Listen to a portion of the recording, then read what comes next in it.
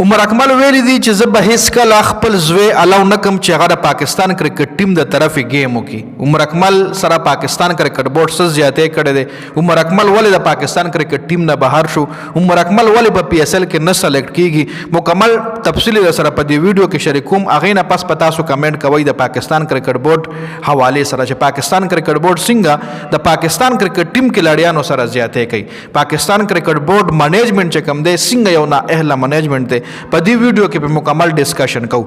نو ویډیو خپل هم مکمل وګورئ او کتو نه پس کمنټ لازمي وکړئ ځکه دې نه مخکې فخر زمان هم په منیجمنت باندې سوالات اوچت کړو چې د هغې الریډي سزا غله میلو شوه چې یو ټویټ یې بانه کو هغې د ټیم نه بهر کو. اوس هم فخر زمان د ټیم نه بهر دی جي څه وجه ده چې هغه په منیجمنت باندې سوال اوچت کړو. محسن نقوي ته ویلو چې څومره هم د پی سی بي منیجمنت دی دی کلاړیانو سره صحیح رویه نه ساتي. دی د کلاړیانو د کال جواب نه ورکوي. دی د کلاړیانو د میسج جواب نه ورکوي. انتهایی بدتمیزه منیجمنت چې کوم دی د پی سی بي دی. نو دا ګیره دلته عمر اکمل هم کړې ده. عمر اکمل ویلی دی چې زما زوی چې کوم دی کرکټ سره خاص شوق لري یو هغه هم کرکټ کول غواړي خو زه به هیڅکله هم خپل زوی الاو نه کم چې د پاکستان نه طرفه گیم وکړي ځکه پاکستان کرکټ بورډ زما کیریر خراب کو. زما چې کله د پیک ټایم و هغه ټایم زما 15 کاله گیم و زه د پاکستان کرکټ بورډ د بالکل د ټیم نه بهر کم او په یو معمولی غلطۍ باندې غلطي دا وه چې ټایم مخکې څه ټایم عمر اکمل په ټیم کې و نو هغه ټایم د سره فکسرانو رابطه کړې وه. د وله پازیټیو جواب نو ورکړی او دغې رابطې جواب د پاکستان کرکټ بورډ له نو ورکړی. دغه رابطه چې کومه د فکسرانو طرف شوی و د سره نو د پاکستان کرکټ بورډ له ریپورټ نو ورکړی چې دغه رنګ ما سره د فکسرانو مطلب رابطه کړې ده ورې زه په دې کې نیمه فکسینګ د نو کړی. صرف پاکستان کرکټ بورډ له د ریپورټ نو ورکړی. په هغې باندې د باندې 42 لک روپۍ جرمانه هم لګېدلې وه او د ټیم نه بیا بهر شو. نو بس بیا بیخي بهر شو بیخي ټیم ته واپسې د دونه شوه. زه اوس هم ویم که چېرې دله پراپر چانسز میلاو شي څومره چانسز چې نورو کلاړیانو ته میلاویږي که چېرې پاکستان کرکټ بورډ په دې عمر اکمل باندې انویسټمنټ کړی و نو دا عمر اکمل د ویرات کوهلي نه هم ښه کلاړي جوړېدی شو. هیټینګ یې هم کولی شو.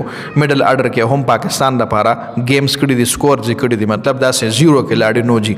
ښه اوس عمر اکمل سره د پاکستان کرکټ بورډ دغه زیاتیات کړي. ښه اوس کرنټلی عمر اکمل دا بیان ورکړی دی چې ما محسن نقوي سره رابطه کوله چې یعنې پی اس ال کې زما نوم وکړلی شي پی اس ال کې یو ټیم ما واخلي ځکه زما اوس هم لا ګیم شته تقریبا. اوس عمر اکمل 35 سال دی خو عمر اکمل مطابق وایي چې 3-4 سال زه نور هم کم از کم د خپل ملک دپاره په پی اس ال کې گیم کولی شم. که چېرې ټي خپل پاکستان ټیم کې زما ځای نه جوړېږي نو پی اس ال کې خو مې ځای جوړېږي.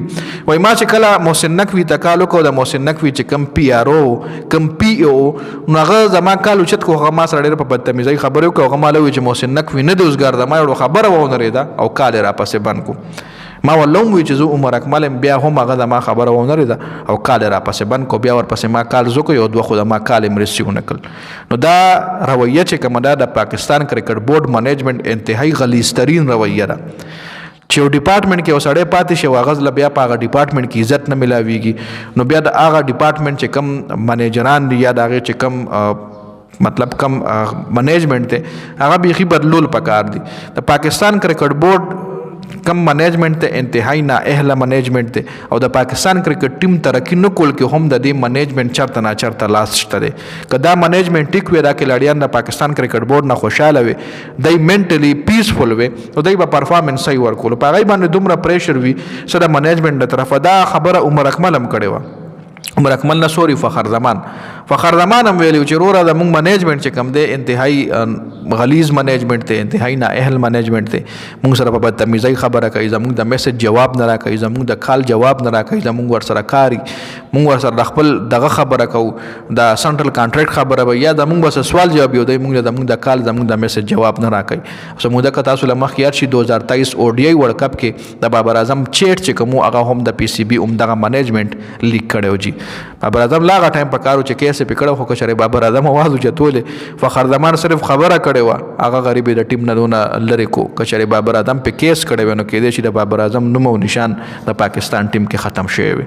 دا اپډیټ اوس د پاکستان کرکټ بورډ حوالې سره خپله قیمتي رای ما سره په کمنټ کې شریکه کړئ.